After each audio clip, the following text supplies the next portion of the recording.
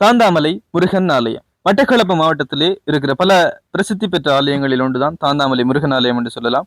அந்த முருகனை நோக்கிய பயணத்துல நாங்களும் ஈடுபட்டிருந்தோம். உறுதி நாளாகிய இன்றைய நாளில் ஏராளமான மக்கள் இலங்கையினுடைய எல்லா பாகங்களிலிருந்தும் வருகை தந்திருந்தாங்கன்னு சொல்லலாம். நடைபவனியாகவும் அதாவது பாத யாத்திரையாகவும் பல மக்கள் வந்திருந்தாங்க. அதே போல வாகனங்கள்லையும் ஏராளமான மக்கள் வருகை தந்திருந்தாங்க.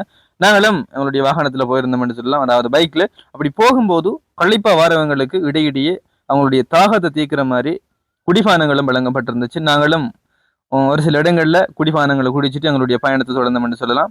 அப்படி போகும்போது ஏராளமான வாகனங்கள் பாரதம் போறதுமா தான் இருந்துச்சுன்னு சொல்லலாம். அதாவது சாதாரணமா இந்த வீதிகள்ல திருவிழா காலங்கள் என்றாலே வாகனங்கள் தான்ன்றதுல சந்தேகம் இல்லை. நார்மலா திருவிழா காலங்கள் இல்லாத காலங்கள்ல போனோம்னு சொன்னா 1-2 வாகனங்கள் மாத்திரம்தான் அதால போகும், ஃப்ரீயா போயிட்டு வரலாம்.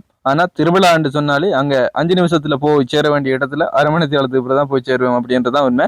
சரி, நாங்களும் இந்த கிரௌட்டை எல்லாம் தாண்டி இந்த வாகன நெருக்கடி எல்லாம் பூந்து எங்களுடைய டெஸ்டினேஷன் அடைஞ்சோம்னு சொல்லலாம். அங்க போய் பார்க்கிங் ஏரியாவில் எங்களுடைய வைக்க வச்சுட்டு, அதாவது நாங்கள் கொஞ்சம் 8 மணிக்கு முதல் திரும்புறாங்கன்றதால 3 மணிக்கு போய் 8 மணிக்கு முதல் கொஞ்சம் திரும்பணும்ன்றதால எடுக்கக்கூடிய இடத்துல பார்க்கிங்ல எங்களுடைய வைக்க வச்சுட்டு ஹெல்மெட்டையும் வச்சுட்டு எங்களுடைய முருகனை நோக்கிய பயணத்துல இணைச்சு கொண்டோம்னு சொல்லலாம். அப்படி போய் கொண்டிருக்கும் போது 2 சைட்லையும் நிறைய கடைகள் இருந்துச்சு.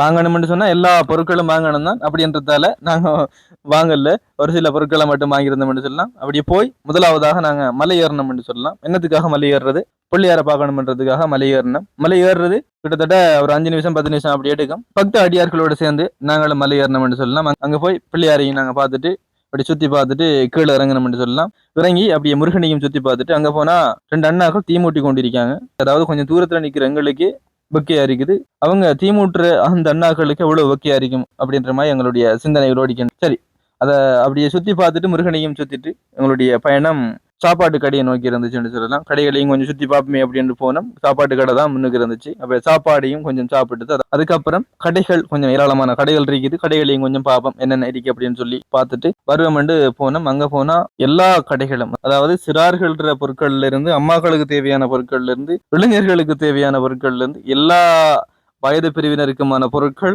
இந்த கடைகள்ல இருந்துச்சுன்னு சொல்லலாம். அப்படி எல்லா கடைகளையும் சுத்தி பார்த்துட்டு நாங்க எங்களுடைய பயணத்தை தொடர்ந்தோம்னு சொல்லலாம். சில பொருட்கள் நாங்களும் வாங்கியிருந்தோம். அதுக்கப்புறம் கிட்டத்தட்ட கடைகளை சுத்தி பார்க்கறதுக்கு ஒரு மணி நேரத்துக்கிட்ட சுத்திருப்போம் சொல்லலாம். அந்த வீடியோக்கள் எல்லாத்தையும் போடணும்னு சொன்னா கிட்டத்தட்ட 1 ஹவருக்கு தாண்டும். அப்படி கடைகள் எல்லாம் சுத்தி முடிய நாங்க எங்களுடைய பயணம் கிட்டத்தட்ட 8 மணி கிட்ட வந்திருக்கும்னு நினைக்கிறேன். அதுக்கப்புறம் நாங்க வீடு திரும்பணும் என்று சொல்லலாம். ஏராளமான மக்கள் வந்து கொண்டிருக்கிறாங்க. அதாவது இறுதி நாள்ன்றதால ஏராளமான மக்கள் வருவாங்க. அதே போலதான் நாங்க வந்து திரும்பி கொண்டிருக்கோம். இன்னும் மக்கள் வராங்க. அதாவது கிட்டத்தட்ட இறுதி நாள்ல லட்சக்கணக்கான மக்கள் வருவாங்க அப்படின்றதுதான் உண்மையான ஒரு விஷயம்.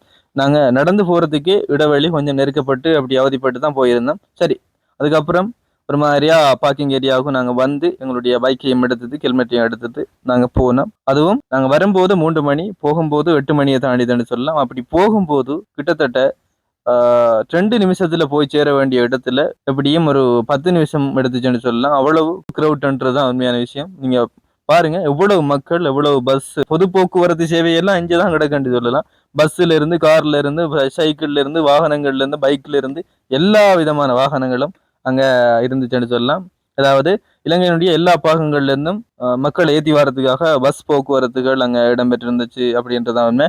எல்லா ஊர் பஸ்களும் அங்க இருந்துச்சு. ஓகே, இப்படி லட்சக்கணக்கான மக்கள் இந்த தாந்தாமலை முருகனை நோக்கி வந்திருந்தாங்க இன்றைய நாள் அப்படின்னு சொல்லலாம். கிட்டத்தட்ட 20-21 நாள் நடக்கக்கூடிய இந்த திருவிழாவில் இறுதி நாள்ல தான் அதிகமான மக்கள் வருகை தருவாங்க அப்படின்றது ஒரு உண்மையான விஷயம். சரி, இந்த அதாவது நாங்க போயிருந்தப்ப எடுத்த வீடியோக்களுக்கு சின்னோமலா வாய்ஸ் ஓவர் கொடுத்து ஒரு வீடியோ தான் இந்த வீடியோ. பிடிச்சிருந்தா லைக் பண்ணுங்க, லைக் பண்ணி ஷேர் பண்ணுங்க.